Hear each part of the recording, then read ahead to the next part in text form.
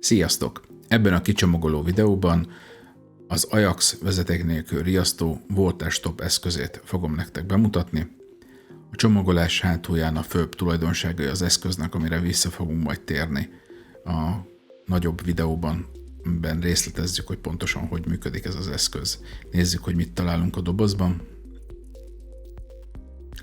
Egy többnyelvű felhasználói leírás, amelyben a főbb paramétereit olvashatjuk el az eszköznek.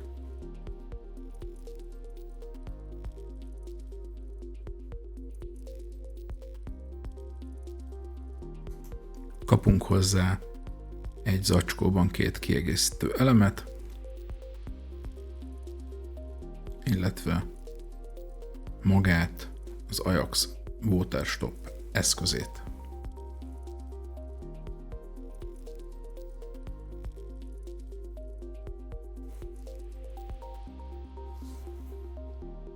Az eszköz tetején a szokásos Ajax felirat, aminek funkciója is lesz,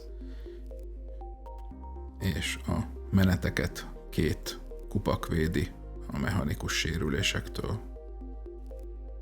Láthatjuk, hogy egy nagyon jó minőségű olasz csapról beszélünk, amit társítottak az Ajaxnak az elektronikájával, illetve a mechanikájával. Találunk egy gombot, amivel elműködtetjük az eszközt, tehát funkciót tudunk váltani, nyitunk vagy zárunk, ilyenkor 5 másodperc alatt jön létre a váltás, gombnyomástól számítva 5 másodpercen belül zár, illetve nyit a csap. Tehát nem csak elektronikusan van módunk váltani, mármint az applikációból a riasztón keresztül, hanem ezt megtehetjük a helyszínen. Hogyha az elektronikával bármilyen probléma lenne, akkor is tudjuk működtetni az eszközt, erre ez a piros elzáró mű ad lehetőséget, mellyel nyitunk, illetve zárunk. Látjuk is, hogy átfordítjuk. Látjuk a ikonoknál a nyitott állapotot, illetve az zárt állapotot, szintén az ikonok közt található piros nyelv mutatja. Maga az eszköz. Az Ajax rendelkezik egy 12 voltos betáphellyel. Az eszköz összeszerelése egyszerű.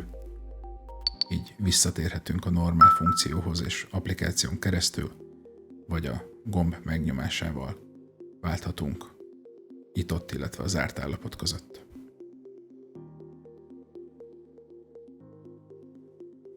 Leteszteljük, és látjuk, hogy 5 másodperc alatt átvált. Nyitott állapottá meg is jelent a piros fül 2 zöld ikon között, illetve hogyha elzárjuk, akkor pedig a fül átfordul, és a piros ikonoknál látjuk az eszközt.